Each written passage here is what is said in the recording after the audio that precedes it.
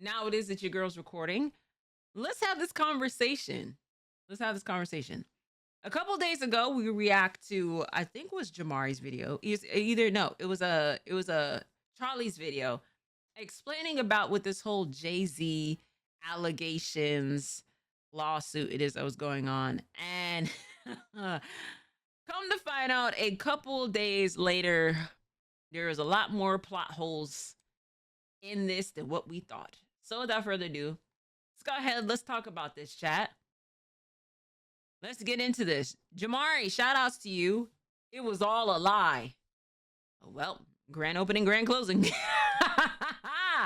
start this up, chat. This week, I told you guys about some very serious allegations being levied against rapper Jay-Z, with these claims revolving around the ongoing situation with his longtime friend P. Diddy. The claim was that back in the year 2000, Jay-Z and Diddy took turns violating a 13-year-old girl at a VMA's after party. The girl claimed she was dropped off at Radio City Music Hall by a friend. She says that she tried to get into the VMAs but ultimately failed, and that she then approached Diddy's limo driver who would take her to an after party thrown by Diddy himself, where she claims that she was given a mixed drink that would make her lose control of her body, and this is when she was allegedly taken advantage of. And even when I read the initial court filing, I did have some questions about how valid it really was. Like, I get that it was a different time, but to me, no one in their right mind would leave a kid in New York City unsupervised for hours on end. I also found it curious that she claims that she was under the influence of a substance that made her lose control of her body, but she somehow still had the wherewithal to get a grown man off of her by punching him in the face, and that she was able to run out of the room, out of the mansion, and retrace her way on foot back to a gas station, while presumably still under the influence and in the middle of the night. Also, the whole part where Diddy comes in and allegedly says, "You're ready to party," sounded like something out of a fan fiction more than anything else. And now this woman has actually come forward with an anonymous interview via NBC, and there is a serious lack of consistency with her story, to say the least. And before I roll the clip, I do want to try and remain as sensitive as I can be, because NBC does start this by saying this woman does actually have a mental disorder, as I believe they have vetted her background, and this woman has been diagnosed with autism. You should always advocate for yourself and be a voice for yourself. You should never let what somebody else did run your life. A 38-year-old mother from Alabama who has filed a lawsuit accusing Sean Diddy Combs and Jay-Z of raping her when she was 13 years old is speaking out to NBC News for the first time. So yes, 25 years later, this mother from Alabama is coming forward to speak her alleged piece. She asked us not to reveal her identity. What made you want to come forward and talk today? Because I think that I've been quiet long enough about what I've been through, and it's been hard enough to be quiet, but it's a chapter of my life that I'd like to close. And like I've told you guys in previous videos, ever since Diddy's house was raided, and he was actually detained by the authorities, you've had all these different people coming forward making allegations of criminal activity against him. I believe the total was somewhere around 120 at this point. And while I do believe a lot of those claims will be valid and they will see their day in court, I do think what will also come with that is some bad actors acting in bad faith, really just kind of looking for a payday or a settlement. And I do... There's going to be a lot of... And this is what sucks about with, like, you got to be mindful with victims, or understand from a victim's mindset when it comes down to going through with trauma. A lot of times people, like, I've worked with, and then I've also had my own fair share of things that is that that I'd either wanted to come out with, or I have came out with and then end up regretting it. I feel bad for the real victims. Like, I really do. I really do, because that's something it is that, like, that trauma doesn't ever go away. Like, for instance, somebody it is that was actually a victim of Diddy this entire time was Cassie. Cassie, I mean, she's been with that man for Diddy for over, I think maybe like 11 years total, maybe like a little bit over 10 years. So I can only imagine the level of what it is that she had to go through. And I hate the fact that people are even just like coming up to her now, just asking her questions related to it. Like, I know people are trying to not really thinking about this, but like, y'all gotta be mindful of re-bringing things up that triggers people that you don't know what it is or how they're feeling. They could be going through a whole list, a wave of emotions. So it's not easy overall. So like I said, it's not easy for anybody to come forth and just explain the things it is that they went through and endured by another person and whatnot. But I am gonna say this, that with this lawsuit pertaining to Jay-Z, and now that he's countersued, some of the stuff in the plot holes within this just doesn't make any sense to me. Um, but we'll continue moving You forward. think that as her story kind of falls apart here in this news segment, you guys will see too that that's most likely what this was. An NBC News review of her account found inconsistencies with her allegations. She says that she went to the MTV Video Music Awards in 2000 to catch a glimpse of her favorite celebrities. You weren't scared to be all alone? No, with having autism is like feeling like you live your life in a shatterproof gerbil ball. That's The world's true. on fire. That's true. So like, and mind you, I have a family member that has autism. Their sense of fear versus like everybody else is way different. Like what we would think it is like, oh my God, I'd be scared of this. There's no like thought process of, oh, this may be dangerous, or this is happening or whatnot. There could be completely just be a whole, and some people may think it is like they're not gauging until like their surroundings and stuff like that. No, there's literally a disorder it is that they have. So that I can believe. Fire is inside the ball with you, but there's no way for you to get out. And listen, y'all, I know she's probably trying to say something really deep there about, her experience with having autism. But to me, just off the bat, my initial impression of her is that this lady doesn't really speak like she's exactly within her right mind. The night of the 2000s VMAs, she says a friend drove her from Rochester, New York to Manhattan, a more than 5-hour drive.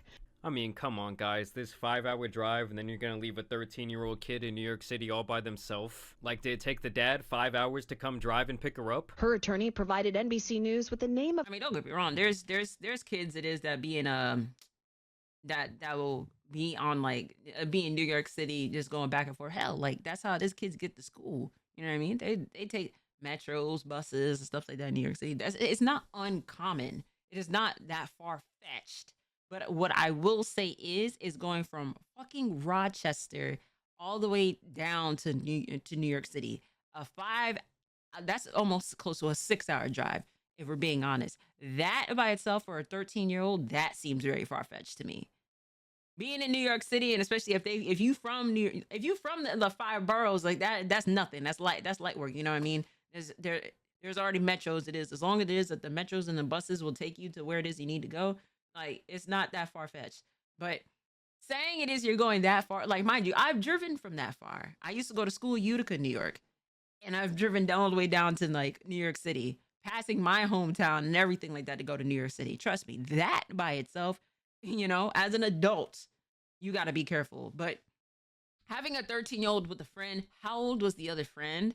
Like, what was like the real reason to why it is that y'all went all the way down there for? And if the father was driving down there, like what was his reactions? What was his like feelings towards this? Because as a parent, and if I went with like 5, not even 30 minutes away from my parents and they ain't know where it is that I was, they would freak out. You know what I mean?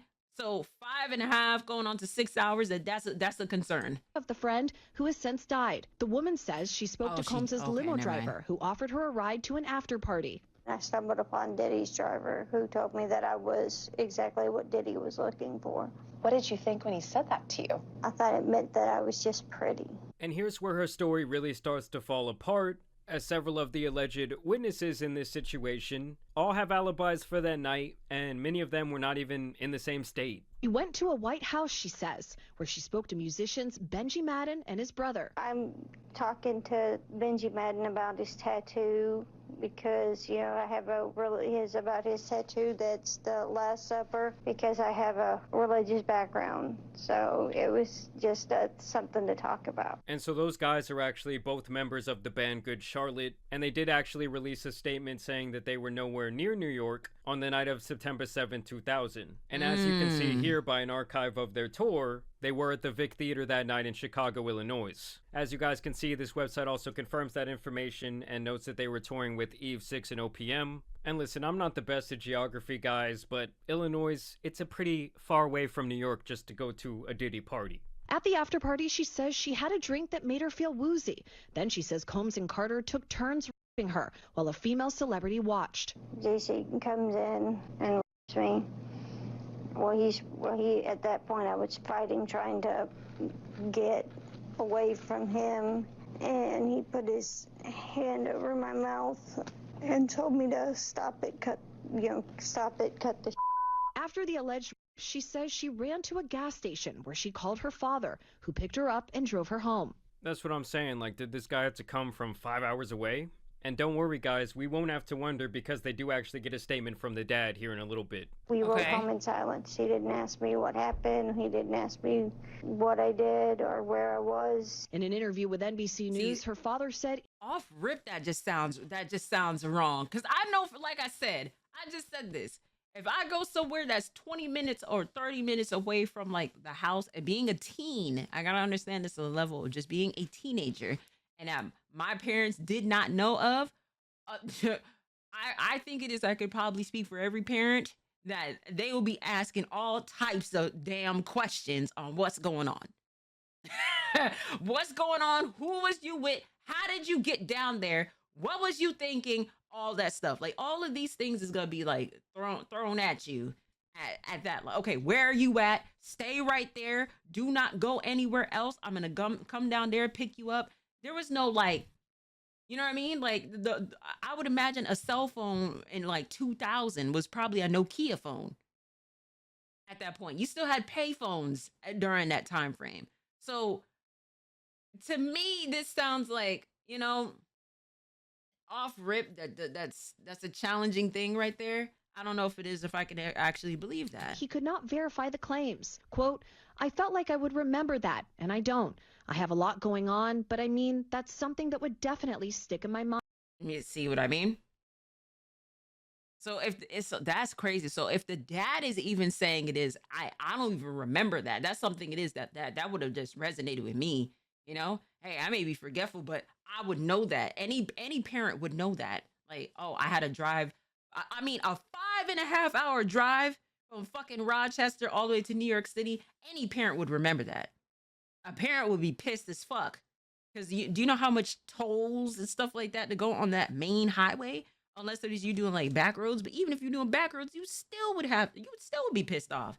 Come on. And to me at that point, it's like, okay, the case is closed. Her own father is saying he has no recollection of this event at all. So the people at the party she allegedly talked to, it's already been debunked. They weren't even in the same state.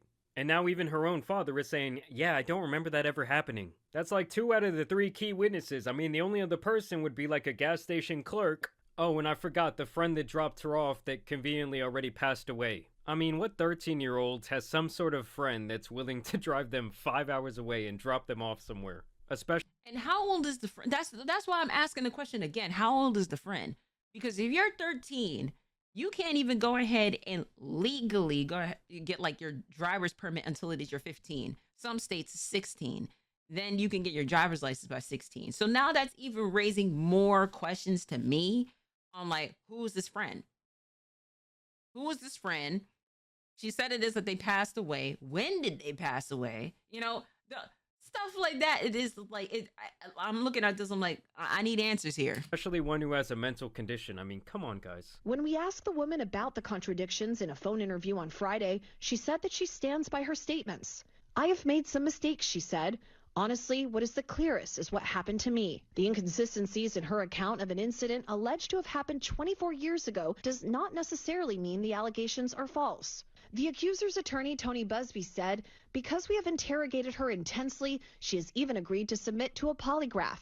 This has been extremely distressing for her, to the point she has experienced seizures and had to seek medical treatment due to the stress. Oh, man. And I know Tony Busby has been a really successful lawyer working some of the biggest cases, especially out of Houston, over the last couple of decades. With that being said, the guy is obviously an opportunist, and he loves jumping on these high-profile cases, and I think, in this instance, it seems like he just flew a little bit too close to the sun. Like, to me, even just reading the initial court document without these other witnesses coming out and saying that the story is bullshit, I already felt like her claims were really questionable, to say the least. And it was definitely not something that I felt could be, like, substantiated in court. Is any part of you scared coming out against such powerful people?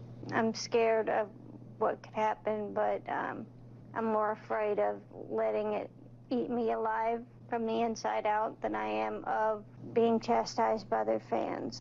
And Jay-Z and Rock Nation, as well as his attorney, would actually put out a statement after this news piece was released, where he says, today's investigative report proves this attorney, Busby, filed a false complaint against me in pursuit of money and fame. This incident didn't happen, and yet he filed it in court and doubled down in the press. True justice is coming. We fight from victory, not for victory. This was over before it began. This 1-800 lawyer doesn't realize it yet, but soon. Damn. And that's apparently a statement directly from Jay-Z himself. And in a statement from his lawyer, they say, it is stunning that a lawyer would not only file such a serious complaint without properly vetting, but would make things worse by further peddling this false story in the press. We're asking the court to dismiss this frivolous case today, and will take up the matter of additional discipline for Mr. Busby and all the lawyers that filed the complaint. And listen, guys, Jay-Z has money, Jay-Z has power, and that's not just in the entertainment industry. Jay-Z actually holds a lot of political power. He's been in bed with the NFL, I believe, for close to a decade. And so now I truly do believe that we're going to see a bit of a war between him and this guy, Tony Busby. Like I told you guys before, Tony was the one who represented all those women against Deshaun Watson a couple years ago. So you know the NFL wants to fuck with him too. I mean, Deshaun Watson, he's a disgusting person. And business-wise, that was a horrendous look for the NFL. And so you know if they have the chance to like help Jay-Z stick it to Tony in this situation,